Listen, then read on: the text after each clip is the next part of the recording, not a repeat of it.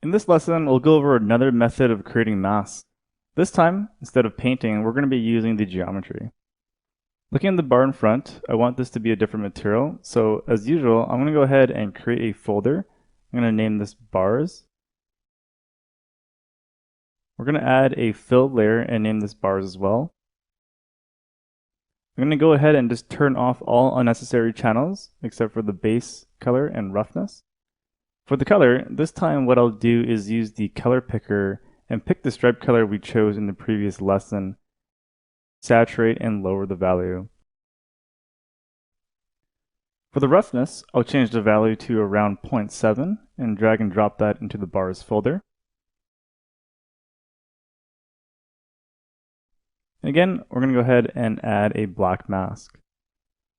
Now I want to fill just this portion of the mesh. I could paint over the bar like we did last lesson, but a much quicker way is to create a mask using the geometry. I'll just undo that by hitting Ctrl Z. With my mask selected, I can go to the toolbar and select the Polygon Fill tool, or by hitting the hotkey 4. Make sure to have the mask selected before entering the Polygon Fill tool. You should see a wireframe of the mesh overlaid on top. What this will allow us to do is to use parts of the geometry to create a mask. The fill mode represents the polygon type for your selection. So we have triangle selection, polygon selection, mesh fill selection, or even UV shell selection. The color represents the color I want to paint in the mask with. So again, white will make this folder visible and black will be invisible. If I pick triangle and do a drag selection over a group of triangles, it will begin to draw a mask for that selection.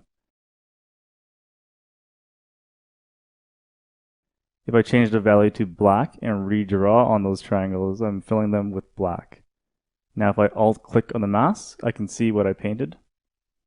We can do the same with polygons, which will fill only quads. I'll just undo that by hitting Ctrl Z.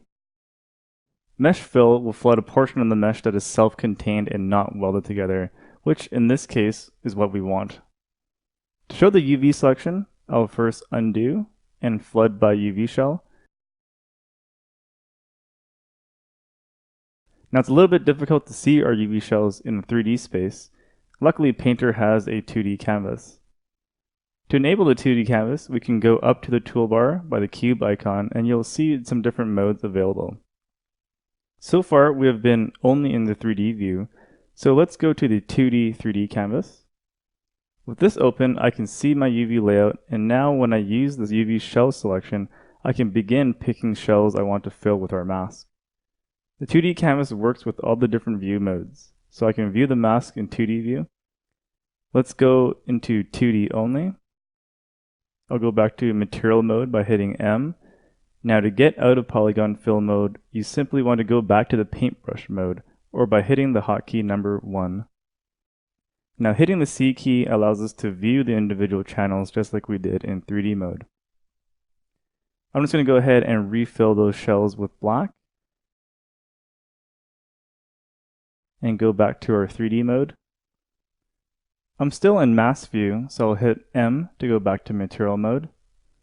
Let's go back to polygon fill mode, choose mesh fill, and change the value to white, and then select our bar. I'll hit 1 to go back to paintbrush mode and view the final result, and we'll just alt-click on the mask to view our painted mask. Now the polygon fill tool is another great way to create our masks, and just another tool as part of your texturing toolset in Painter. In the next lesson, we'll go over another way to create masks using procedurals.